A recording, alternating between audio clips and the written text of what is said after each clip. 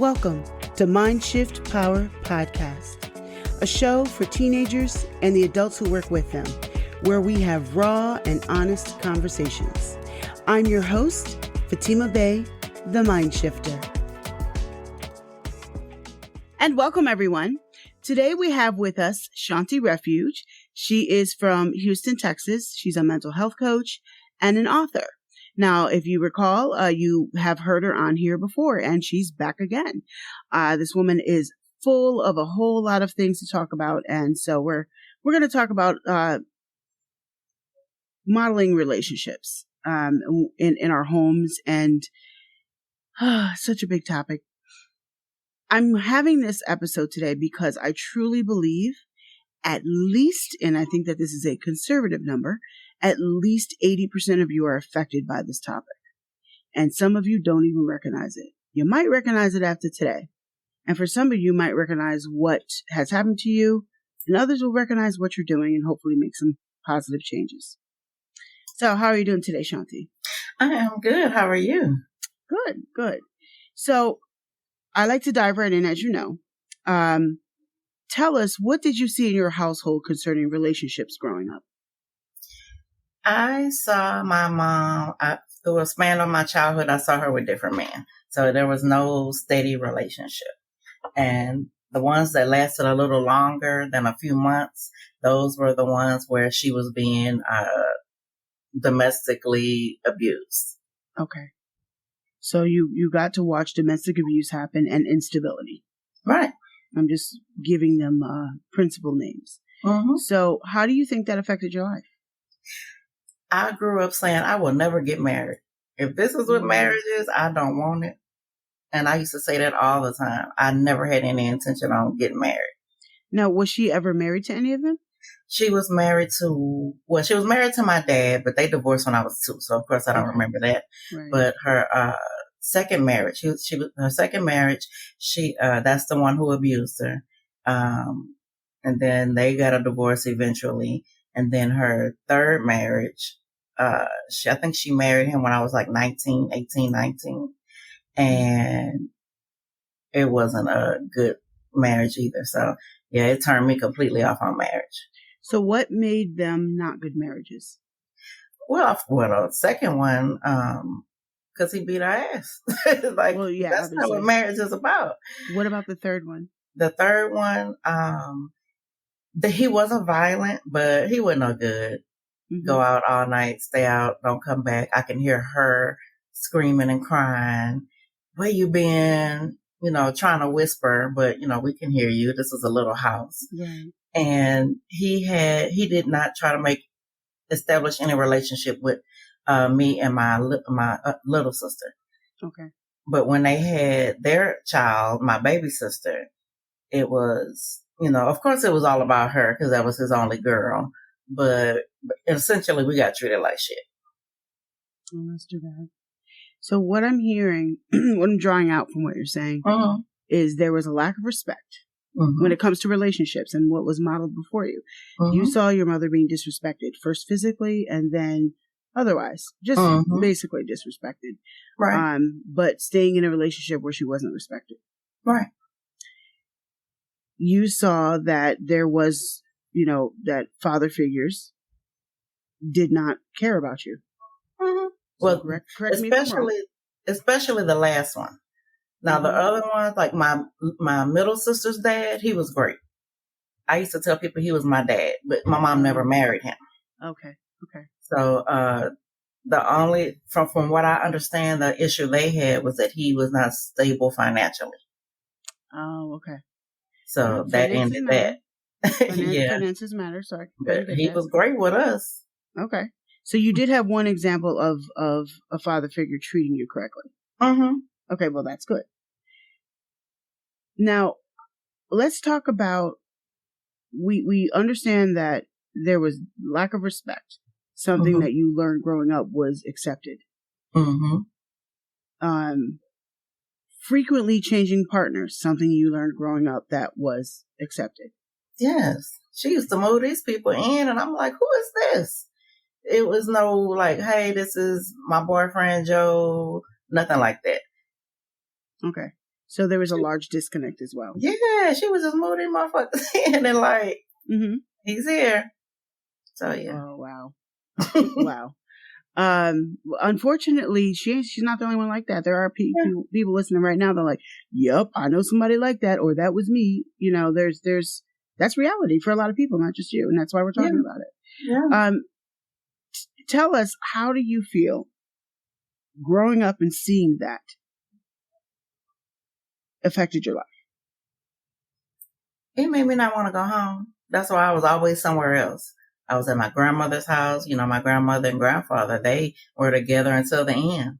So, but their relationship wasn't, you know, perfect, you know, what we would consider perfect. But, you know, I would always want to go to my grandmother's house because they didn't argue. They didn't fight. My grandmother was very passive. But, you know, it's like, I just knew I didn't want to be married. I used to say I would never get married. Because of all the bad examples of marriage that you saw. I didn't want to be a part of any of that. So what made your grandparents' relationship unhealthy, you think? Well, from what I was told, my grandfather used to mess around. Okay. And my grandmother, she told me this, and she said, I told him, you know, I'm tired of this, and if you do it again, if I catch you doing it again, I'm leaving. And he stopped. Okay. So, but now you can't say that to people these days. That'll make them want to do it more. So. Yeah, it depends on who you're talking to. Yeah. But it depends on who you're talking to. So you didn't really have truly healthy relationships modeled before you? No. And it made you say, I am never going to get married. Do you feel like this affected your commitment in relationships? Absolutely, yes. How? I cheated in all of my relationships. And then when I finally decided to get serious in my relationship, she ended up cheating on me. We talked about that in the last episode. Yeah. So what's modeled before us? What I'm hearing is that what's modeled before us does affect us. And talking to the audience right now, I want you to think about what was modeled before you, good or bad, regardless of who's in your household, because maybe you didn't grow up with your parents, maybe you grew up with your grandparents, maybe you grew up with a single mother, whatever your situation was, because we're all a little different. What was modeled before you? And how do you think that affected you? Because I promise you, if you examine it, you're going to see some things you never saw before. Right. It is really a big deal. So let me ask you this. This is, we're speculating right now, but how would it have made a difference if healthy relationships were modeled in front of you? Or how do you think it would have made a difference? It would have changed my view on wanting to be married. You know, because when you're a little girl, back in my time, I grew up in the late 70s, 80s. So it was, find you a husband, get married, have kids, live happily ever after. That's not real. Right, yeah. But I mean, I think my perspective on relationships and marriage would have been different if I would have seen my mother, and it didn't even have to be my dad, but somebody, that one person for a long time, and actually being a married couple, whatever married couples did back then. I didn't see love, and I grew up in a household where I wasn't told I love you or got hugs. We weren't affectionate. We didn't say stuff like that. But I remember one time, one of my mom's boyfriends was at the house, and I heard her say, I was walking through going to my room, and I heard her tell him she loved him, and it stopped me in my tracks. I said, you don't tell me you love me. And he tried to explain herself away and say, well, that's a different kind of love. I said, you still don't tell me you love me. And it's like, she couldn't say shit. Yeah. Because she didn't. She never told us that. And then when we don't tell children that we love them, it does affect them, even if everybody else around them says it. We're the birth givers. Yeah. Whether it's mother or father, we're the parents. When your parents will tell you that they love you, even if everybody else does, it hurts and it matters. And it says that I'm not that important. I'm not that valued. And even though you may never say those words with your mouth, you say them within action. If you don't say the words, I love you. And sometimes people grow up in households where they don't say I love you. So for them, it's weird and hard and strange. But to you, where that's the case, if that's you, your children are worth the effort. Your children are worth your discomfort. And go ahead and say it. even if it feels weird. After a while, it won't. Yeah. Be the change maker instead of continuing on the same crap that you grew up with. Mm-hmm. And, that's a little sidebar because I think it matters. Yeah. For me, I was the opposite. We grew up like, if we didn't give my mother a kiss and say, I love you before going to bed, that it was a problem. We were complete opposite. I thought, with the household that I grew up in, I thought everybody in America said, I love you to each other. That was just normal. I've since learned that there's a lot of people where that wasn't the norm for them. But it matters. It really matters. And it matters in big ways that we don't see because it's an undercurrent that affects the big wave that eventually comes when we don't do it. I just had to add that in there.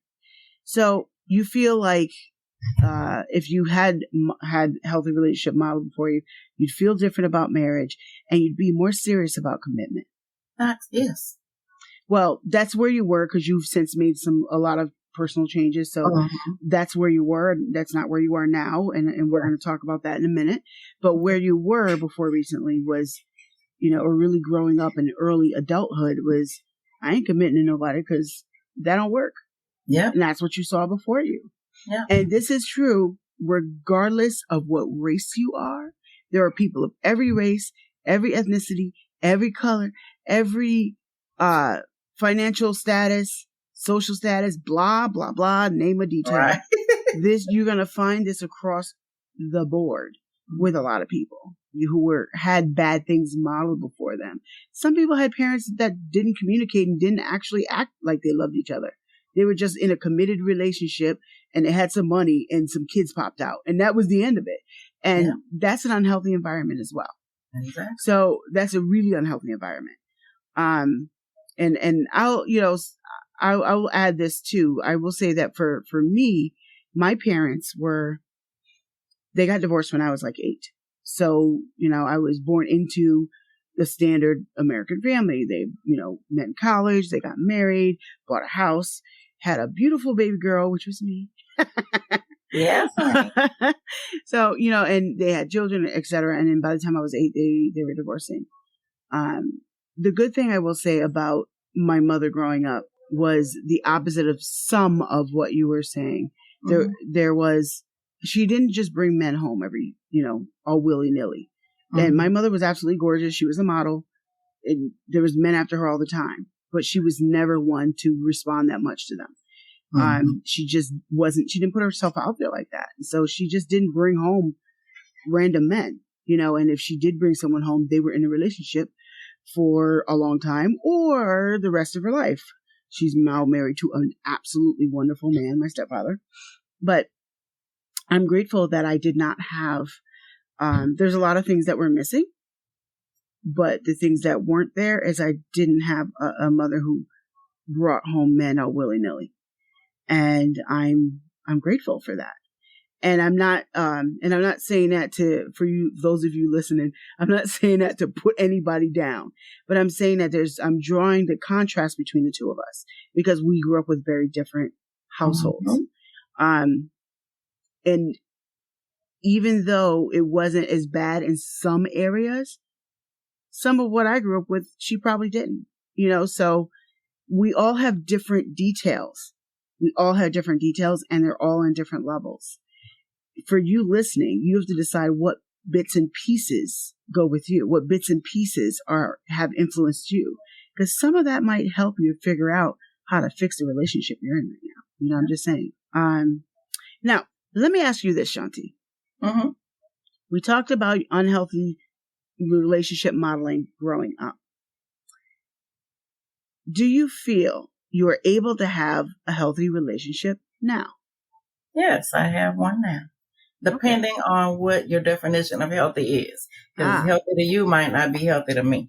Exactly. I'm going to define that right now. So I'm going to define it in very simple terms for everyone. And I'm not diving deep into these because that's an entire, not just an episode, but a book and a seminar. So I'm not going to go into that. But I'm just going to talk about 3 basic principles that are in a healthy relationship. When one of these 3 are missing, you are in an unhealthy relationship. So, first of all, let me start off by saying a healthy relationship does not mean perfection. Right, Shawnti? That's right. There's no It does perfect not relationship. mean perfection. There is absolutely no such thing as a perfect relationship. So if that's what you have in your head, get it out of your head. And if you want to keep it in your head, that's why you will always be disappointed and you will always be in an unhealthy relationship because your expectations are not on this earth. So a healthy relationship doesn't mean perfection. It doesn't mean you never argue. It doesn't mean you never disagree. It doesn't mean you don't like stuff. It just means that you're human. But these three things are present in a healthy relationship: respect, communication, and growth. If any one of those three are missing, you are in an unhealthy relationship. Do you respect one another? I don't mean do you have your moments where you get pissed off and you want to punch them in the head. We all feel that way sometimes. Yes, please don't punch people in the head. What I'm saying is we all feel that way sometimes. But if those three things are in a relationship, then you are on the right track. When these three things are missing, respect, communication, and growth, you have an unhealthy relationship. You need to fix those broken pieces. Your relationship is healthy if those three things are present and you're both giving effort. That's a healthy relationship, period. It doesn't mean perfection. It doesn't mean everything's great all the time. It doesn't mean they don't get on your nerve. It doesn't mean that sometimes you want to just throw them in the ocean and leave them alone. It doesn't mean any of that. Those are normal human feelings. What matters is that respect and communication and growth are consistently there and maintained. Then you're in a healthy relationship. So for some of you listening right now, you're like, oh my God, I might be in a healthy relationship. You probably are. And for some of you listening right now, you're like, I thought I was in a healthy relationship, but I'm not. You're probably right too. Look at things based on those three things and you can move on. So now I'm going to go back to that question to Shawnti now that I preached to some of the audience. Why do you think you're able to maintain a healthy relationship now? I grew up. I changed my mindset. How did you do that? Well, I didn't do it on purpose. Okay. I think me last time we talked, I told you that I had a nervous breakdown. I think that had a lot to do with me changing the way I perceive things, the way I thought about things, because I'm married. I've been married going on 9 years now. Oh, wow. And I never thought that would have happened because I planned on being a player the rest of my life. Yeah, no, but that's an important point. Yeah. Because there's a lot of people out there, men and women, who are just like you were. Yeah. It's not just you. You know, people like you are not the ones that get displayed in front of us, but people like you are real. Yeah. You know, you're real. That's not what gets displayed in front of us. And I don't like portraying perfect people because I think it's very, very, very, very bad for the rest of us to portray perfect people or portray anyone as perfect, because now we are trying to measure ourselves against something we will never meet. Exactly. You will never be in a quote unquote perfect relationship. Little sidebar, I have to say this. If you are in a relationship and y'all never disagree, never argue, you are in a unhealthy relationship, and I'll tell you why. Doesn't mean that we need to argue and disagree all the time. What I'm saying is that if you're truly communicating, communication is one of those key principles. If you're truly communicating, you're going to disagree. You're not going to agree with everything unless somebody's lying because that's just not normal. If you're a normal human being, you might agree with a lot of things. You might get along really well. You might disagree rarely, and that's fine. And that's normal too, but never is not normal. Shawnti, what do you have to say about that? You are absolutely right, because the relationship that I was in, I decided, okay, I'm not going to play around no more. I'm going to be committed. I'm going to be loyal. I'm going to, do whatever she asks. And I did. And we were together 5 years, never had an argument. We had our first argument when I learned she cheated on me. That was our first and last argument. So what I hear in that is she was bottling up a bunch of crap, whatever that crap was. She was bottling up a bunch of stuff. Yeah. And instead of communicating with you, went out and struck out instead. Yeah.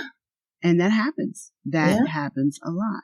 So sometimes, another sidebar for those of you who listen, if you had somebody cheat on you, I have learned 99.9% of the time there was something in the relationship that wasn't communicated or wasn't dealt with. And this person, man or woman, went out and found it somewhere else. Yeah. Whatever that thing is, because it's not the same for all of us. But I think this conversation is so important that we think about as parents how we are modeling relationships before our kids. Now, I want to add to that. It doesn't mean that you have to be a perfect parent. You have to be a perfect human as a parent. You're not going to be. It doesn't mean that you won't have failed relationships. Because honestly, that's kind of normal too. Mm-hmm. That's going to happen. Even if you're great and you try to do your best, you might still have failed relationships. Hopefully you learn from them and don't repeat them. But, that's normal. But for those of you who have, who just change mates like you change underwear, your kids are watching that. Mm-hmm. Your kids, your nieces and nephews, if they're close to you, your grandkids, whoever is around you, they're watching that. And it's affecting how they're going to view relationships and ultimately how they see themselves. It always affects how they see themselves. Yeah. Sometimes they may look at you and say, I never want to be like you. And sometimes they look at you and say, as Shawnti said, marriage doesn't work. I'm never going to get married. And now she's happy, because she's in a committed relationship that's growing. And that's a healthy place to be, where there's communication. Now, I know some of this because she told me some of this off air, not because I'm guessing. But it's so important as parents. What are you, that you think about this? What are you modeling before your kids? And I don't want to beat up the ones who are trying. So please don't take it that way, because that is really not what I mean. I don't mean beat yourself up because you're not perfect. I mean, if you've been messing up and screwing up before now and screwing everything that walks by and your kids are seeing that, it's not too late to change. Because if you start changing now, they will also see that. They can see that you can go from a hoe to mo. You know what I mean? You know what I mean? And I'm not just, I mean, male or female, doesn't matter. It's the same thing. When it comes to this, you can make a change today. If you are examining yourself and you realize, I've been poorly modeling. Something that you can do is don't just bring anybody home unless you're real serious about them. Yes. And just because you're serious about them doesn't mean that you're going to last. Maybe you won't. Exactly. But don't be so quick to just switch things up. And what did you say earlier? Your mom would be like, "Oh, here you go. I got a new boyfriend." Oh yeah. No communication. Like that's just messed up. I'm sorry, but that's messed up. It is. Like there was no introduction. Hey, Shawnti, this is Joe Bob, or Mm-hmm. Next thing I know, some random dude coming out the bedroom and he got a draw, and what the hell? That's a really horrible way to portray ourselves in front of our kids. I'm sorry, it just is. But it wasn't just your mom. There are people listening right now who had that experience or maybe are doing it. Yeah. Again, audience, it's not too late to change. So Shawnti, let me ask you this. Let's discuss this. What can people do who have never seen a healthy relationship model before them? What advice do you have for them?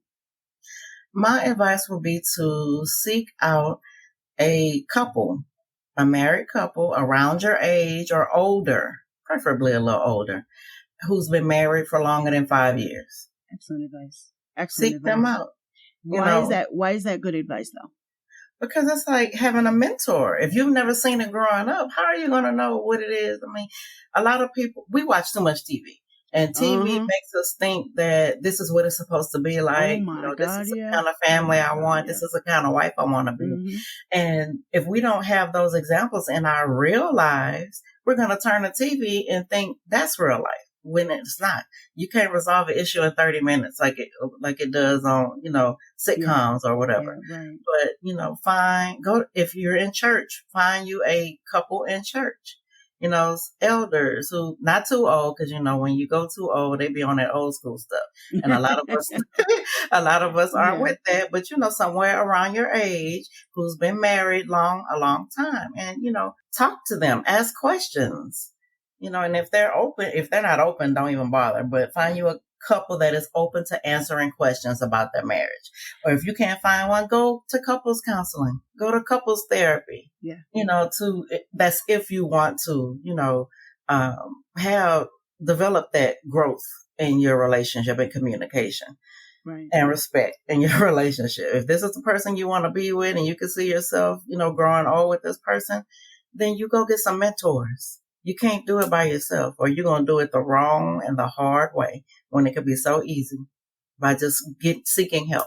That doesn't mean anything is wrong with you or them. It just means that you're wanting to grow. You're wanting to see something different. I love everything you just said. And I love the fact that you brought up the example of television. I think you are dead on with that. So much of our romantic ideas of what relationships are supposed to be are very, very, very, very distorted as Americans because of a lot of the garbage we see on TV and in movies that are portrayed before us like this is what you're supposed to be like. Right now, in modern day times, I would call that reality TV. Like, a lot of that is absolute pure garbage and teaching you all the wrong things about relationships. Your relationship should not be put together in 10 minutes and based on something that's so shallow.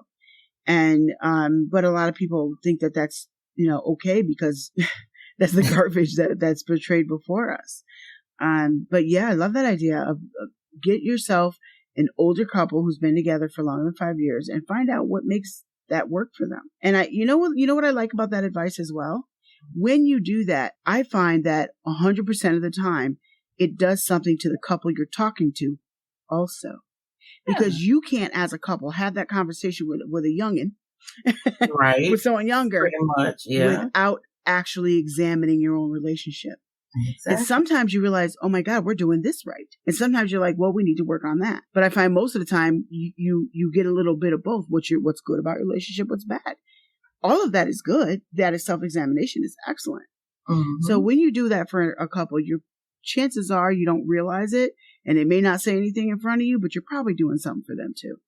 Yeah, you definitely are. I know a couple came to us and said, can we, be your couple friends and we want to, learn, all the ups and downs so we'll know, what to do and what not to do, blah, blah, blah. I would be honored that a couple looked up to my marriage and wanting to learn. I would be honored. Yeah, absolutely. It does feel honorable when people want to look up to you like that. But I love that idea of, I honestly really think that what's true today wasn't true 20 to 30 years ago. Yes. But what I'm about to say, I don't think I would have said it 30 years ago, but I think that majority of Americans have not seen a healthy relationship in front of them. Yeah. And that's scary and that's bad. It's very bad. So there are solutions if that's you and that's you. Okay, everything wasn't right and there's a lot wrong growing up. So what can you do about it? I think all of the advice that Shawnti just gave was absolutely perfect. And if that's you, and I know it is most of you, take that under advisement. And, if you keep going through the same relationship over and over again with different faces and different names, the issue is you, period. But what is the issue within you? That's where the conversation needs to happen because maybe you're picking the same people over and over again because your outlook is broken. Oh, you haven't learned your lesson. Yes. From the last one. Because your lesson can show up several times, different faces, different people, same problem. And until you recognize it and learn from it, you're going to keep repeating that cycle. And this is where going to get some counseling really is helpful. Yes. There are people out there that specifically do relationship counseling, who can really actually help you to see what do I need to fix to have a healthy relationship. Exactly. Again, I want to emphasize, not what do I need to fix to be perfect, but what do I need to fix to have a healthy relationship? Those are two different things. Perfect lives on an island all by itself inside your head and not out here in reality. Right?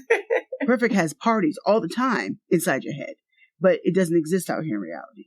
And you'll never be perfect either, so don't try. Yeah. But what you can do is make sure that you respect your partner, that you communicate with them. Real communication. Real communication requires conversations, not just looks and attitudes. I just want to say that. But real communication and growth. There should always be growth in your relationship. We're not always going to grow the same way or at the same pace. You do not need to be like me. You need to be your own version of that. Exactly. But there does need to be some kind of growth. If there is no growth and you're becoming stagnant, you're on your way to falling apart. Yeah, slow growth is better than no growth. Well said. Exactly. Well, Shawnti, now we had this conversation today, but you are an author. You've written this amazing book, and you do coaching as well. So tell the audience what you do and how they can find you. I am a certified mental health coach. I'm a keynote speaker, author, and I help women to release, heal, and live their best lives through guided journaling. Guided journaling is basically answering specific prompts pertaining to whatever issue you want to overcome. You can find me on my website, ShawntiRefuge.com. And you can find me on Instagram, TikTok, Facebook. I'm at Shawnti Refuge Journals. All right. And there you have it. Well, Shawnti, once again, thank you very, very, very much for coming on once again.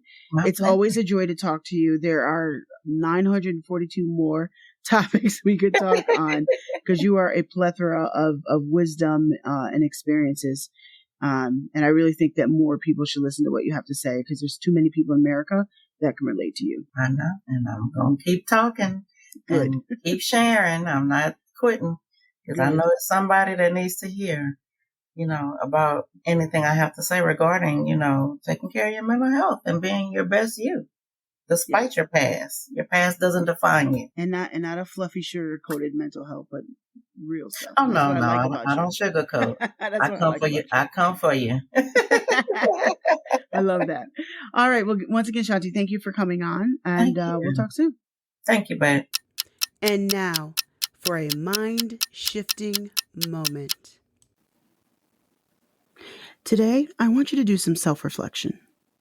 I want you to take a look at what has been displayed before you growing up, what's been displayed before you in friendships, what's been displayed before you in media, television, movies, even social media.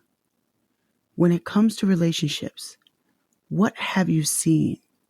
What has everything you've seen taught you?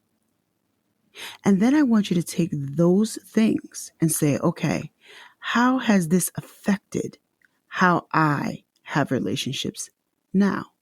How has this affected my relationships in marriage? How has this affected my friendships?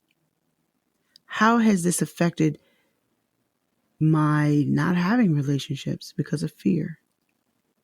Whatever the issue is for you, how has it affected you? Now, this can be looked at in both good and bad ways.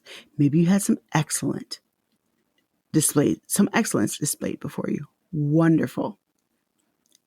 Even that, how has that affected you? And what can you take from it? And if you've never seen a healthy relationship displayed before you, it doesn't mean that they don't exist and you can't have one. It means you need to get one in front of you to know what it looks like. You might have to seek that out, as Shawnti said earlier. But you can have one. And again, I want to reiterate, a healthy relationship doesn't mean perfection. It doesn't mean that there aren't bad moments. A healthy relationship means there's consistency in these three things: respect, communication, and growth. Find that, and you've found the example. Just think about it. Thank you for listening to Mindshift Power Podcast. Please like and subscribe to my YouTube channel at The Mindshifter. If you have any comments, topic suggestions, or would like to be a guest on the show, please visit fatimabay.com/podcast. Remember, there's power in shifting your thinking. Tune in for next week.